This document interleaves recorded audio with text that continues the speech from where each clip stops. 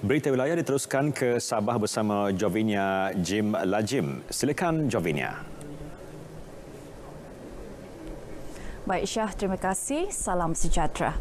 Masyarakat pelbagai peringkat umur di Sabah patuh dengan arahan mewajibkan pemakaian pelitup separuh muka dalam pengangkutan awam dan tempat sesak yang berkuat kuasa hari ini. Tinjauan kru berita RTM di sekitar Bandaraya Kota Kinabalu mendapati orang ramai memakai pelitup separuh muka ketika berada di tempat awam. Beberapa warga Bandaraya yang ditemui menyokong keputusan kerajaan menguatkuasakan peraturan itu demi keselamatan semua. Bagi saya memang baguslah supaya kita dapat memutuskan rangkaian COVID-19 ini dengan sebelum-sebelum ini kan orang ialah rakyat banyak yang ingkar nak pakai mask dalam mall. Itu kan memang wajib kita mau pakai itu deh. Pasal ini kan demi keselamatan kita. Lagi macam saya ini berumur sudah, jadi mudah menjangkit penyakit. Penjualan yang saya rasa, yang saya pernah beli, satu emas harga RM1,5. Tapi bagi saya itu adalah berpetutan lah. Daripada kita memakai, kita kena compound RM1,000. Kita kena tanggung sendirilah. Individu yang gagal mematuhi arahan memakai pelitup separuh muka dalam pengangkutan awam, tempat sesak dan kawasan tempuan umum boleh dikenakan denda RM1,000 di bawah Akta 342, Akta Pencegahan dan Pengawalan Penyakit Berjangkit 1988.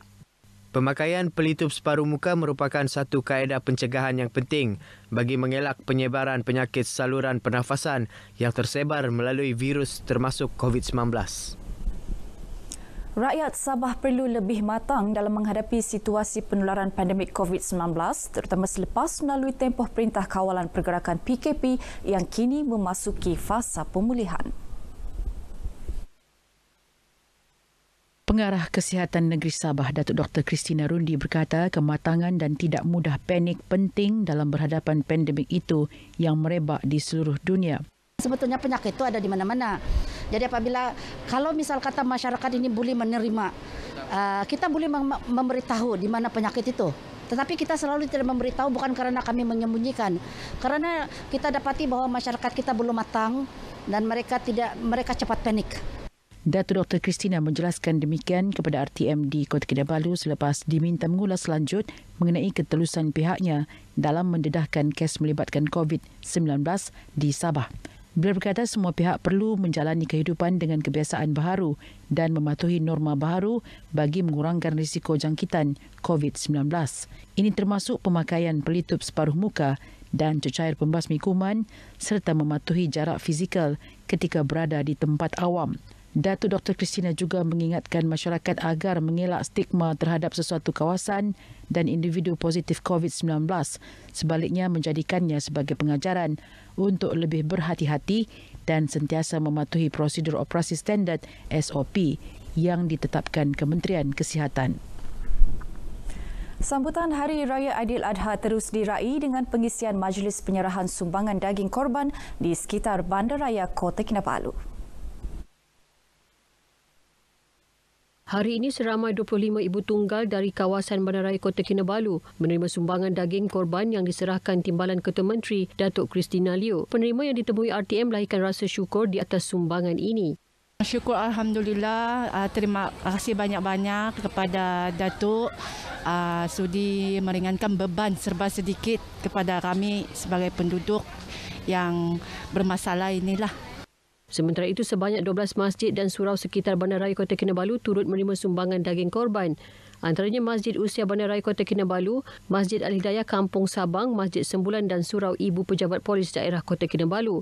Dalam majlis itu, 7 penjajah sekitar Kota Kinabalu yang terjejas akibat pelaksanaan Perintah Kawalan Pergerakan Pemulihan turut menerima sumbangan kanopi untuk kemudahan perniagaan mereka. Sementara itu, di Sandakan, ibadah korban dilaksana secara gotong royong dalam kalangan komuniti setempat dengan mematuhi prosedur operasi standard SOP yang ditetapkan pihak berkuasa. Antaranya, ibadah korban perdana melibatkan 10 ekor lembu yang dilaksana Parti Islam se-Malaysia PAS, kawasan Sandakan yang berlangsung di Institut Latihan Perindustrian Sandakan. Timbalan Pesuruhjaya PAS Sabah merangkap Yang di-Pertua PAS Kawasan Sandakan, Sahara Abdul Majid ketika ditemui RTM berkata, program tahunan ini dijalankan serentak di seluruh negeri melibatkan 157 ekor lembu korban. Daging-daging ini akan diagihkan kepada beberapa buah perkampungan seluruh daerah Sandakan, khususnya seperti di Kampung Simsim, di PPRT, Batu 2.5, Batu 3 dan juga di beberapa kawasan kampung kita akan agihkan kepada asnaf yang berkaitan alhamdulillah, dan juga kepada peserta-peserta yang terlibat dengan korban pada hari ini. Manakala sebanyak 20 ekor lembu dikorbankan dalam ibadah korban di Masjid Darul Aman, Kampung Gum Sandakan dan Masjid At-Taqwa, Taman Perumahan PPR Seri Gum Jaya, Batu 16 Sandakan. Program ini dijalankan selama 2 hari sejak semalam. Pengurusi Masjid Darul Aman, Kampung Gum Sandakan, Amit Dulahman berkata, lembu korban ini disumbangkan oleh beberapa pemimpin di kawasan berkenaan serta individu yang mengambil bahagian. Kita akan agihkan kepada lebih kurang 1,000 penerima terdiri pada golongan asnaf di Kampung Gum khasnya. Sempena majlis ini, Masjid Darul Aman turut menerima cek bernilai RM50,000 sumbangan kerajaan pusat yang disampaikan pengurusi penggerak komuniti negara Parlimen Libaran, Jafari Waliam. Selain komuniti setempat, Sekolah Menengah Kebangsaan SMK Merpati Sandakan turut mengadakan ibadah korban. 2 ekor lembu sumbangan guru-guru dan Persatuan Ibu Bapa dan Guru dikorbankan dalam majlis ini. Daging korban kemudiannya diagihkan kepada 60 pelajar yang memerlukan serta kaki tangan pembersihan dan pengawal keselamatan sekolah. Majlis penyerahan daging korban ini disempurnakan Ahli Parlimen Libaran, Datuk Zakaria Haji Muhammad Idris.